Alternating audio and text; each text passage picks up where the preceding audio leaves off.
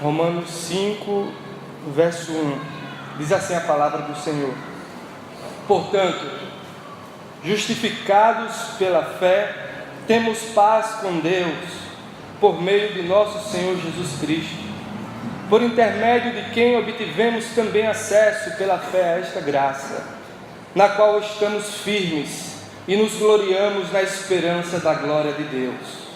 E não somente isso, mas também nos gloriamos nas tribulações, sabendo que as tribulações produzem perseverança, e a perseverança a aprovação, e a aprovação a esperança. E a esperança não causa decepção, visto que o amor de Deus foi derramado em nosso coração, pelo Espírito Santo que nos foi dado. Ora, quando ainda éramos fracos, Cristo morreu pelos ímpios no tempo adequado, porque dificilmente haverá quem morra por um justo, pois talvez alguém até ouse morrer por quem faz o bem.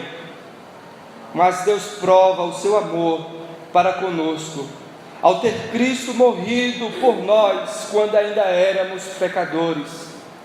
Assim, agora, justificados pelo seu sangue, muito mais ainda seremos por ele salvos da ira. Porque se nós, quando éramos inimigos, fomos reconciliados com Deus pela morte de seu Filho, muito mais, estando já reconciliados, seremos salvos pela sua vida. E não somente isso, mas também nos gloriamos em Deus por meio do nosso Senhor Jesus Cristo, pelo qual recebemos agora a reconciliação. Amém? Graças a Deus, foi uma obra exclusiva do amor de Deus por mim e por você. Irmãos, o apóstolo Paulo, quando enviou essa carta à igreja de Roma, ele tinha como propósito em seu coração instruir aqueles amados irmãos que haviam se convertidos ao Evangelho, mas ele tinha recebido notícias, informações de que eles estavam se desviando do verdadeiro Evangelho. Paulo não teve a oportunidade de plantar aquela igreja em Roma, assim como ele plantou algumas igrejas em Antioquia da Síria, Filipos, Corinto, Éfeso e outras igrejas menores. Mas Paulo tinha uma prioridade. Paulo não podia visitar aqueles irmãos naquele momento, porque Paulo estava finalizando um trabalho de arrecadação de donativos para ajudar a igreja em Jerusalém. E Paulo disse: olha, quando eu for para a Espanha, eu passarei aí. Paulo tinha amigos naquela igreja. Foi por amor que Paulo, inspirado pelo Espírito Santo de Deus, escreve esta carta aos romanos. Qual seria o tema da carta dos romanos? Aos romanos: justificação pela graça por meio da fé.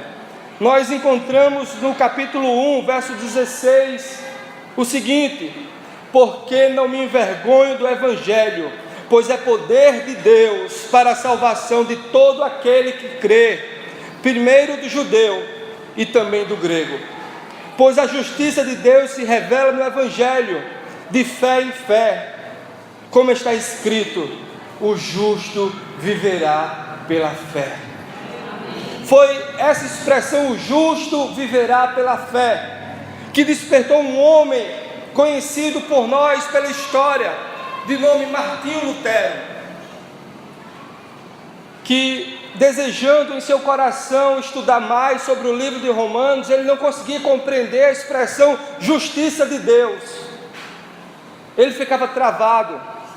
E então ele relata: e nada me impediu o caminho, senão a expressão, a justiça de Deus, porque entendia como se referindo àquela justiça pela qual Deus é justo e age com justiça quando pune os injustos. Noite e dia eu refletia, até que captar a verdade de que a justiça de Deus é aquela justiça pela qual, mediante a graça e a pura misericórdia, Ele nos justifica pela fé. Daí por diante senti-me renascer e atravessar os portais abertos do paraíso. Toda a Escritura ganhou novo significado, ao passo que antes a justiça de Deus me enchia de ódio, agora se me tornava indizivelmente bela e me enchia de maior amor. Esta passagem veio a ser para mim uma porta para o céu. As consequências desta compreensão de Martinho Lutero fez com que, ou contribuiu para que a reforma fosse realizada no meio do povo de Deus. Mas o que é que tinha acontecido para que Martinho Lutero tivesse encontrado essa compreensão? Um homem estudioso da palavra de Deus, mas até então não conhecia o aspecto da graça, a justiça de Deus por este prisma, por este olhar. Muitos de nós também não conhecemos, ou temos a tendência de achar que Deus é amor, e por Ele ser amor, Ele não pune o pecado, Ele não pune o pecador. No final, Deus encontrará uma forma de salvar toda a humanidade. É um extremo. Ou então, nos apegamos na justiça de Deus e ficamos amarrados pela religião, e somos obrigados a servir a Deus por obrigação, e aquilo se torna um peso para nós, um fardo a carregar. E esquecemos do sacrifício de Cristo na cruz do Calvário, por mim e por você, que Ele levou sobre si os meus e os teus pecados. O nosso fardo estava sobre Ele. Foi então quando Martinho Lutero escreveu as 95 teses e pregou às portas da igreja do castelo de Wittenberg, na Alemanha, e aquilo foi uma revolução. Mas o que tinha acontecido com a igreja? Por que a igreja tinha se desviado? Porque tinha se afastado das Escrituras. A palavra de Deus não era difundida, não se permitia que todos tivessem acesso à palavra de Deus. Inicialmente pela dificuldade do idioma, que era tudo em latim. Para você ter ideia, estudando a história da igreja, até os monges, muitos deles, que sentiam o chamado de Deus, iam para um local específico, onde eles teriam que se dedicar ao estudo, à vida piedosa com Deus. Eles não tinham acesso às Escrituras, à palavra de Deus que nós temos hoje. O perigo que ocorreu naquela época, nós corremos o mesmo risco hoje. Voltando um pouco na história, Constantino, no século IV, teve uma visão ou um sonho, via uma luz como uma cruz, e então ele resolveu se converter ao cristianismo.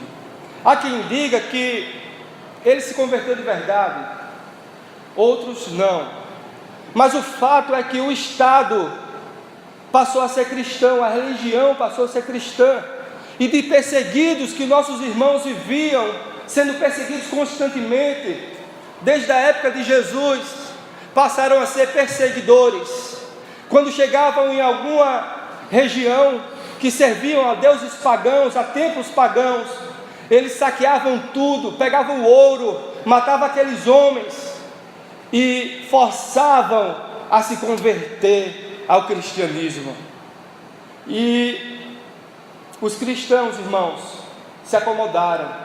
Passou o tempo, mais ou menos 1000 anos de trevas, distantes da cruz, distantes da mensagem da cruz. E é quando Martinho Lutero tem esse despertamento. Hoje nós encontramos esse mesmo risco, não pela dificuldade do acesso à palavra de Deus, porque temos ela através de impressos, em diversas versões. Temos a palavra de Deus no YouTube, temos a palavra de Deus na internet, temos a palavra de Deus em vários lugares, mas não atentamos muitas vezes para a palavra de Deus. Deus nos ensina, através do amor que nos constrange, que nós precisamos seguir a Jesus, Precisamos guardar a verdade do Evangelho, porque é poder de Deus para todo aquele que crê. Nós precisamos viver o Evangelho de Jesus Cristo. Não o Evangelho que vem envelopado com uma caixa de promessa para me dar carro, me dar casa.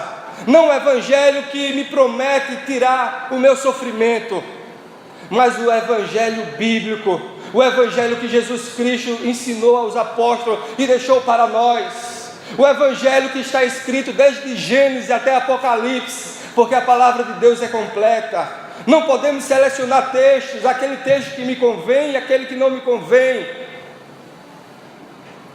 porque esse sacrifício que nós podemos ter uma pequena demonstração através do vídeo de Jesus, por mim e por você, foi por amor, foi porque Ele te ama, e a vontade de Deus comunicar esta verdade, porque Ele quer que você tenha um despertamento. Se você já tem esse despertamento, Ele quer que você avance mais, com a compreensão que a salvação é pela graça, mediante a fé em Jesus Cristo. Porque a salvação é somente por Jesus Cristo. No texto que nós lemos, no capítulo 5 de Romanos, eu destaco o verso 1. No verso 1, eu gostaria que você acompanhasse através do slide. Eu vou destacar apenas 3 palavras nessa ministração. O intuito é ministrar uma série de mensagens sobre essa temática. Essa é a primeira da série. Eu destaco 3 palavras: portanto, justificados pela fé. Apenas 3 expressões: portanto, justificados e pela fé. Portanto, diz uma verdade para mim, uma verdade que está contida desde o capítulo 1 de Romanos até o capítulo 4, especialmente do capítulo 3, verso 21, ao capítulo 4, verso 25, que diz que a incapacidade do homem de alcançar a salvação por seus esforços. O homem incapaz de alcançar a salvação pelos seus esforços. Por quê? Por conta da queda. Após a queda, Adão e Eva, no jardim do Éden, desobedeceram a Deus. Alguém que possa até dizer: não, mas eu acho que foi um sentido figurado. É a palavra de Deus. Por conta disso, Deus determinou que o pecado merecia a morte. Está escrito em Gênesis 2, verso 17: não comerás da árvore do conhecimento do bem e do mal, porque no dia em que dela comeres, com certeza morrerás. Oh Adão, o que você fez? O que você fez, Adão? E estamos aqui, irmãos, num mundo conturbado, com doenças que nos assustam, com a criminalidade crescente, com tantos problemas, por causa da origem do mal, o pecado. Deus havia estabelecido padrões de moralidade, e esses padrões de Deus foram quebrados, através da lei de Deus. Deus reflete a vontade dele, o seu caráter santo, como ele deseja que o ser humano viva. Mas Adão quebrou a vontade de Deus, rompeu com o relacionamento que tinha com Deus, de andar no jardim do Éden com Deus. O pecado fez separação do homem e Deus. A culpa do homem está relacionada à violação desse padrão moral de Deus. O pecado é a causa, aliás, é a consequência. O pecador, que é o causador de todos os males, que pecou, se distanciou do Senhor. Mas qual o grande problema que nós encontramos na palavra de Deus? É que o homem, o ser humano, de uma forma geral, está em um estágio chamado de depravação total. Ninguém consegue buscar o que é bom, ninguém consegue produzir algo de bom por si só que agrade a Deus. Todos merecem um único destino, conforme está escrito no capítulo 3, verso 23, porque todos pecaram e destituídos estão da glória de Deus. Não há um justo sequer, não há ninguém que faça o bem. Todos merecem a condenação eterna. Do capítulo 1, verso 18 ao 3, 20, Paulo fala sobre a necessidade da justificação. A justificação era uma necessidade, não tinha outra saída. Ninguém conseguia encontrar socorro por seus méritos. Ninguém conseguia chamar a atenção de Deus para receber o seu perdão efetivo. Paulo detalha a condição de todos os seres humanos, irmãos.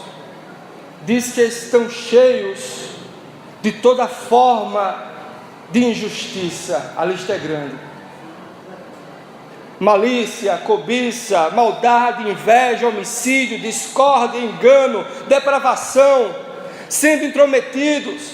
Verso 30, caluniadores, inimigos de Deus, insolentes, orgulhosos, arrogantes, inventores de males, desobedientes aos pais, insensatos, indignos de confiança, sem afeto natural, sem misericórdia, os quais, conhecendo bem o decreto de Deus, que declara dignos de morte os que praticam tais coisas, essas coisas, não somente as fazem, mas também aprovam as que as praticam.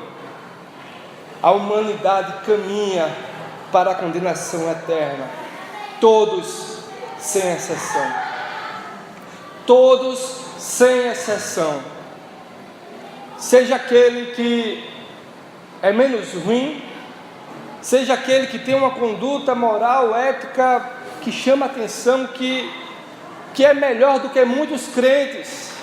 Aliás, essa é uma grande dificuldade nossa nos tempos de relativismo moral, que nós vemos aí o reflexo disso no Senado, no Parlamento, nas instituições como todas, polícia, governos, nas diversas esferas, em nosso lar. Aqueles que postam no Facebook se passando de pessoas defensoras da lei, não todos, claro, alguns, quando vê uma oportunidade de comprar um celular sem nota fiscal porque é mais barato, compra. Está fazendo parte da mesma vala comum daqueles que eles criticam. Todos nós, se olharmos para dentro de nós mesmos, eu, vocês, essa palavra que eu me incluo, irmãos, se eu olhar para dentro de mim, para minhas atitudes, para minha capacidade, para quem eu sou, eu não mereço a salvação, eu irei diretamente para o inferno. O amor de Deus alcançou o pecador, foi pela graça que Ele nos alcançou e continua alcançando, e chegamos para a boa notícia. Por amor, Deus providenciou a solução perfeita para salvar o homem que estava perdido. Aquele sacrifício na cruz foi um ato de amor perfeito para me alcançar e te alcançar, e interromper a minha e a tua caminhada que daria para o inferno. Foi o amor de Deus, através da obra de Jesus Cristo na cruz do Calvário, que me alcançou e que te alcançou. Aleluia! É motivo de alegria, é motivo de regozijo. Glória a Deus. Verso 1: portanto, justificados pela fé, temos paz com Deus por meio de nosso Senhor Jesus Cristo. Justificados. o que é justificação. O que é justificação? Todos nós precisamos ter isso em mente, gravado na nossa mente, no nosso coração, para que a gente não entre num estágio parecido com o que a igreja entrou no passado. Segundo Wayne Grudem, é um ato instantâneo e legal da parte de Deus, pelo qual Ele considera os nossos pecados perdoados e a justiça de Cristo como pertencente a nós, e declara-nos justo à vista dEle. Isso significa, irmãos, que eu e você se apresentou diante de um tribunal, de um justo juiz, e a sentença era de morte para mim e para você. Mas Jesus Cristo, nosso advogado fiel, por causa dos seus méritos, na cruz do Calvário, por causa que Ele sofreu sem nunca ter pecado, se fez pecado por mim e por você. Ele assumiu a minha e a tua culpa, e Ele se apresentou diante do tribunal e disse: a culpa é minha, Ele não tem mais culpa nenhuma. E o juiz emitiu uma declaração, digamos uma certidão da justiça, que é irrevogável, e assinou e nos entregou, e nos declarou que somos justificados, que diante de Deus não existe mais culpa para mim e para você, não existe mais nenhuma acusação, não existe mais condenação alguma. Aleluia, glória a Deus. Não pelos meus méritos, não pelos seus méritos, mas pelo de Cristo Jesus. Glória a Deus. Ou seja, todos os que creem em Jesus Cristo como Salvador e Senhor são vistos por Deus como justos, porque todos os méritos de Cristo foram tributados, atribuídos ao seu povo. Não existe mais ira de Deus contra mim e contra você. Não existe mais. Quando lemos Apocalipse e nos assustamos com a ira de Deus vindo julgar, destruindo todas as coisas no tempo oportuno, que certamente virá, os sinais já estão postos. Todo mundo já vê os sinais da vinda do Senhor. Mas aqueles que são encontrados com Cristo, que aceitaram a Cristo, que crê no Senhor Jesus como o único, suficiente Salvador, esses já estão livres da ira de Deus. Glória a Deus. Mas o que seria a justiça de Deus? Foi Deus quem buscou resolver o problema do pecado, porque para resolver esse problema era necessário duas exigências. A primeira, o pagamento da dívida por toda a humanidade. Ninguém foi achado na terra apto, habilitado, ninguém, seja São Fulano, São Cicrano, ninguém foi encontrado na face da terra habilitado para ser um representante sem pecado algum por toda a humanidade. Porque assim como o pecado entrou na humanidade através de Adão, que é o representante da humanidade, a salvação entrou pelo segundo Adão, que se chama Jesus Cristo de Nazaré. Somente Jesus poderia ser o meu e o teu representante. Glória a Deus, porque Ele é Deus, Ele é fiel. E a segunda, e a substituição dos culpados pelos pecados. Mas por quê?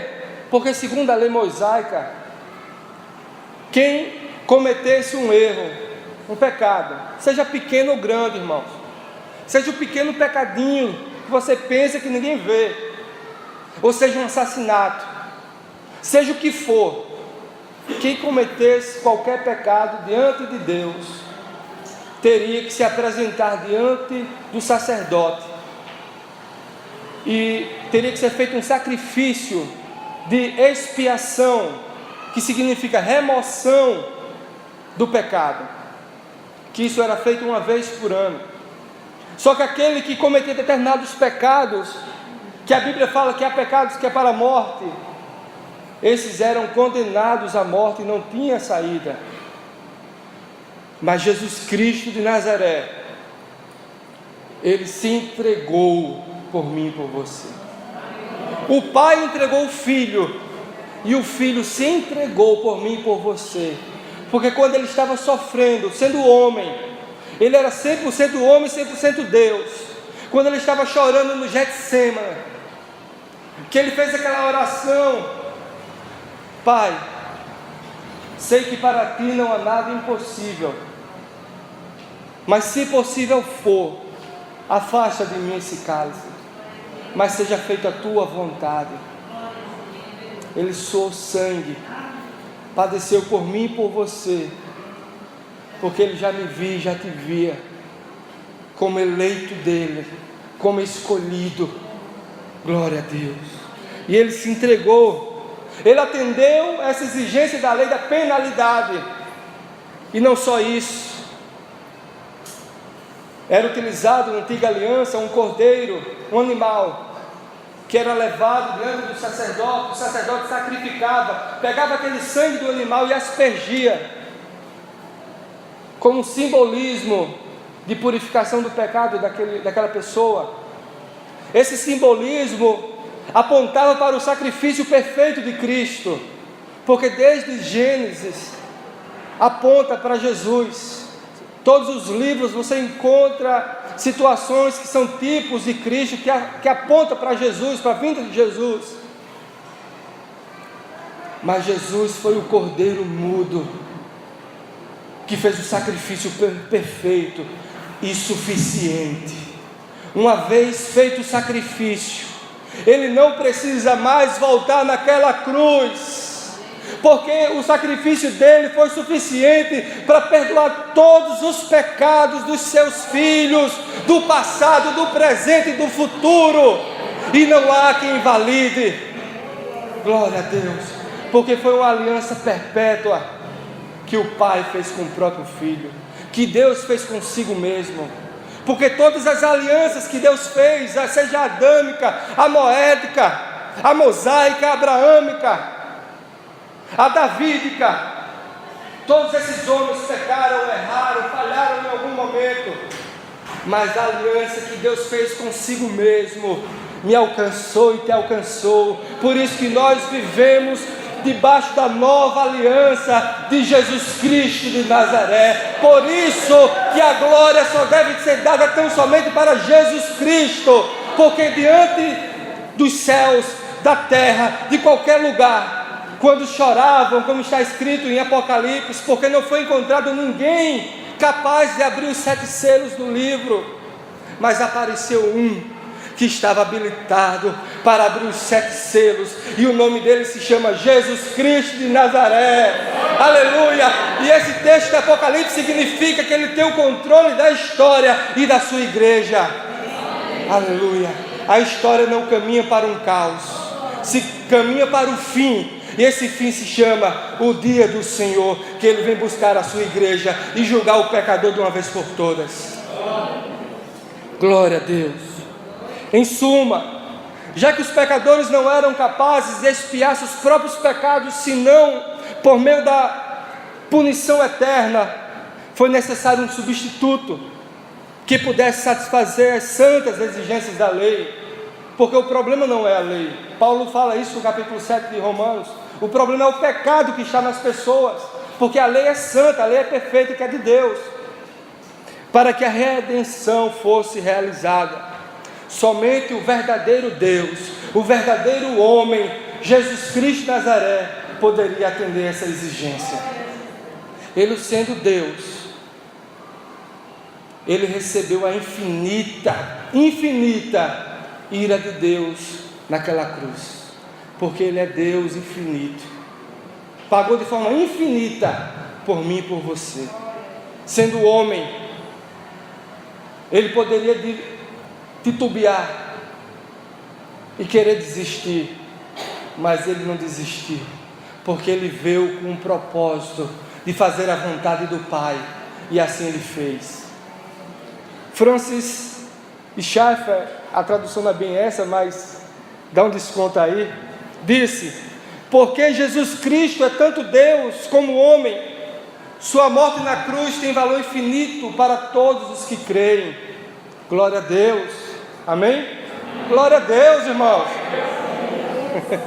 Os que creem em Jesus não possuem mais culpa. É visto por Deus como justo. Guarde essa palavra no seu coração. Quando o inimigo se apresentar diante de você para lhe acusar, dizendo que não tem mais jeito, que Deus não vai te perdoar mais, você repreende, se arrepende verdadeiramente, porque o arrependimento verdadeiro é fruto do Espírito Santo, e alcance a misericórdia de Deus, porque o sacrifício de Jesus é suficiente para anular o meu e o teu pecado. Amém? Então chegamos na última verdade que eu gostaria de destacar. Deus concedeu ao homem um grande presente para receber a salvação, que é o instrumento da fé. É pela fé. Portanto, justificados pela fé, ou mediante a fé, temos paz com Deus. No capítulo 4 inteiro de Romanos, o apóstolo Paulo, em defesa da justificação pela fé, não por obras, ele aborda de forma maravilhosa, e ele traz o exemplo do próprio Abraão, que é o pai da fé. Lembre-se que aquela igreja de Roma tinha judeus e gentios.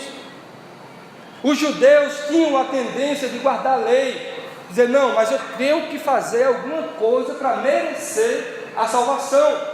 Eu tenho que obedecer, porque senão eu não serei salvo. Eu tenho que guardar o sábado, eu tenho que cumprir a lei para que eu receba a salvação. E o apóstolo Paulo ensina para esses irmãos, e nós temos a compreensão de que nós obedecemos a palavra de Deus, não para ser salvo, mas porque somos salvos. Porque somos salvos, temos prazer na lei do Senhor, e nela nós meditamos dia e noite. É como consequência da salvação, nós temos alegria. O pecado já não nos domina mais. Glória a Deus. E Abraão, Paulo relata no capítulo anterior, que ele não foi justificado pelas obras como alguns imaginavam, naquele momento em que ele iria sacrificar o seu filho Isaque, mas ele foi justificado antes, quando creu, quando ele estava na terra pagã, onde a sua família servia a outros deuses. Deus o chamou e ele creu, foi pela fé. Deus gerou a fé no coração de Abraão, e Abraão respondeu à sua fé crendo, e isso foi lhe imputado como justiça, não a obra de Abraão, mas porque ele creu, pela fé tão somente. Davi, no capítulo 32, verso 1, que nós lemos aqui, disse: bem-aventurado aquele cuja transgressão é perdoada e cujo pecado é coberto. O nome disso é graça.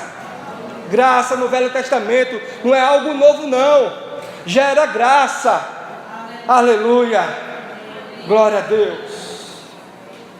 Irmãos, as Escrituras nunca, jamais afirmam que somos salvos pelas obras.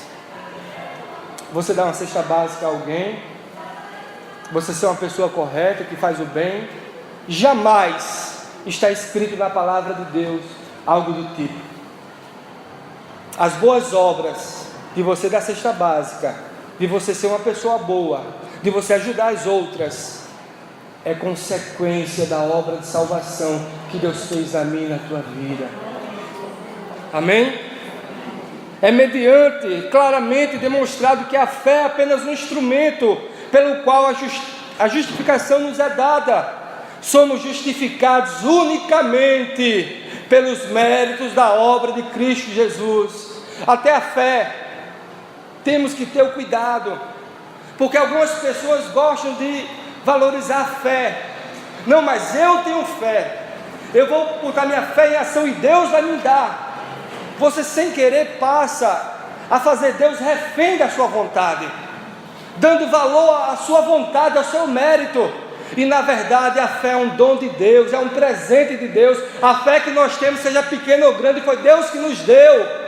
E o que fizemos antes para Deus para merecer a fé? Nada. É graça, Ele te deu. Assim como o sol nasce para os bons e para os ruins, a chuva também cai para os bons e para os ruins. É graça. Deus é bom, independente se eu sou bom ou sou ruim. Deus é bom, Ele é bom, e é misericordioso e é bondoso, e Ele nos deu uma porção de fé, e nós respondemos a essa fé, aceitando a Jesus como o único e suficiente Salvador. E aí chamamos de conversão.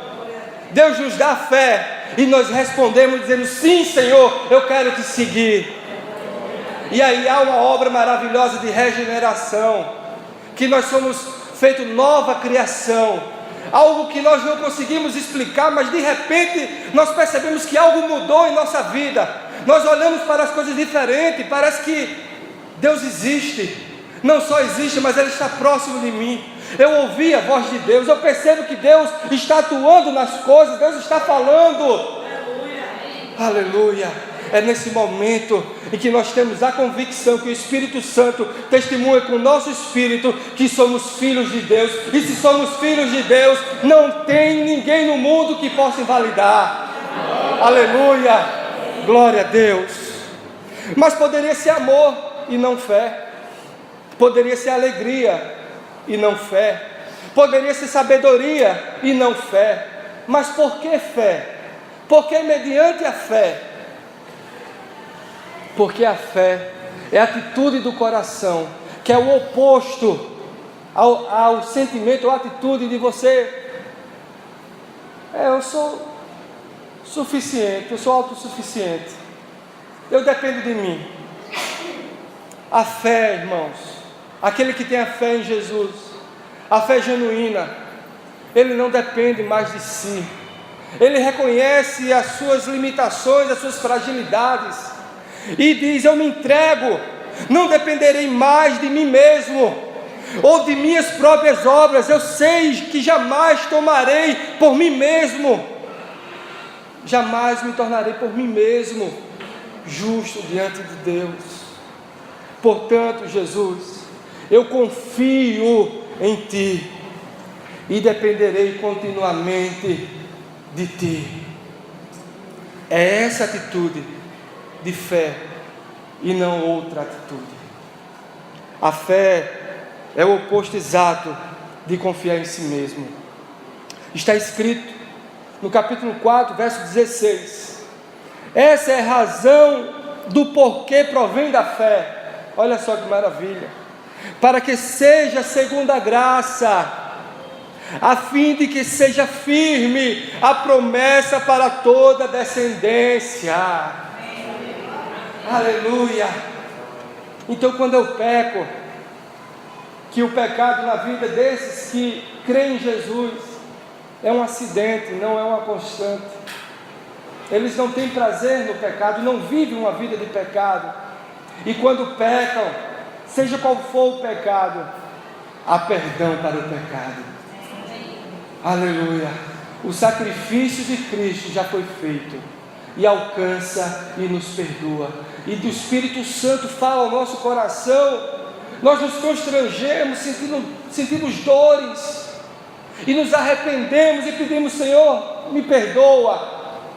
Então o Senhor traz paz no nosso coração, e recebemos alívio e o perdão de Deus, e seguimos com a paz com Deus. Glória a Deus. Paulo também diz em Efésios capítulo 2, verso 8 e 9: porque pela graça sois salvos. Olha só, pela graça sois salvos. O que é graça? Favor imerecido. Você não fez nada para merecer e já recebeu um favor de Deus, recebeu uma bênção de Deus. Porque pela graça sois salvos, por meio da fé. E isto não vem de vós, não vem de mim nem de você. Aleluia. Não vem das obras, não vem de vós, é dom de Deus. Verso 9: não vem das obras, para que ninguém se orgulhe. Eu sou fiel ao Senhor, por isso que Deus me deu tal bênção. Não. Senhor, Tu és fiel, Senhor. Tu és fiel à Tua palavra, Senhor. E Tu me fizesses promessas, Pai, mesmo sendo falho, mesmo não conseguindo, Senhor, atender às Tuas expectativas, aquilo que o Senhor quer de mim, porque eu sei que Teu padrão é alto. Aleluia, mas eu me alegro, Senhor, nas Tuas misericórdias. Eu me fortaleço em Ti, ó Deus, e assim recebo ânimo de fazer diferente, de fazer melhor, de errar menos. Deus concedeu um grande presente. Você é abençoado. A fé é necessária para a salvação. Essa fé deverá responder ao chamado de Deus para a conversão em Cristo. Glória a Deus. Jesus sofreu em seu lugar, demonstrando a profundidade do amor de Deus. Foi por você, foi por mim, foi por nós. Concluo. Calvino disse: desde que se revestiu da pessoa de servo, Cristo começou a pagar o preço da nossa libertação, a fim de nos redimir. Somos incapazes de alcançar a salvação, mas Deus providenciou todas as coisas. Por amor, Deus enviou o seu único Filho, que morreu por mim e por você. Deus nos concedeu um presente maravilhoso, um instrumento de responder ao seu chamado, que se chama fé. Fé, fé, meus irmãos, abra um parêntese, é diferente do positivismo. O positivismo pagão, que crê em alguma coisa a todo custo. Eu creio que amanhã eu vou conseguir tal coisa. Eu creio, independente, eu sei que eu creio, eu já estou no posse. Isso não é fé. Senhor, eu sei que para Ti não há nada impossível. Sei, ó Deus, que estou nos Teus braços. Sei que dependo de Ti, Senhor. Conheces as minhas necessidades. Sei que se o Senhor quiser glorificar o Teu nome, ó Deus, amanhã eu conseguirei isso que estou precisando. Mas se não for a Tua vontade, ó Deus, eu Te agradeço, porque o Senhor tem o melhor para mim. Isso é fé. Isso é fé. A fé canalizada em Jesus Cristo de Nazaré. A fé que se encontra com um Deus infinito, que tudo pode, e Ele faz maravilhas acontecer. Seja qual for o tamanho da tua fé, não se preocupe se sua fé é pequena ou grande, mas se sua fé for canalizada para o Deus vivo e verdadeiro, Deus pode fazer o milagre que Ele quiser, porque Ele continua operando milagres hoje e agora. Aleluia, glória a Deus. Você que crê que Jesus Cristo é o Filho de Deus, crê que Ele veio à terra em forma de homem, morreu por mim e por você. Você crê que o sacrifício dele foi suficiente para nos alcançar, que não há outro caminho que leva a Deus, porque Ele mesmo disse: eu sou o caminho, a verdade e a vida, ninguém vem ao Pai a não ser por mim. Se você crê nisso, se você crê que Jesus é o seu único e suficiente Salvador, então você pode confessar em alto e bom som. Amém? Amém. Todos juntos. Jesus Cristo, Tu és o meu Senhor e Salvador. E está escrito em capítulo 10 de Romanos, verso 9: porque se com a tua boca confessares Jesus como Senhor, e em teu coração creres que Deus o ressuscitou dentre os mortos, serás salvo. Pois com o coração é que se crê para a justiça, e com a boca se faz a confissão para a salvação. Porque a Escritura diz: todo que nele crê nunca será envergonhado. Glória a Deus, aleluia, glorifica a Deus.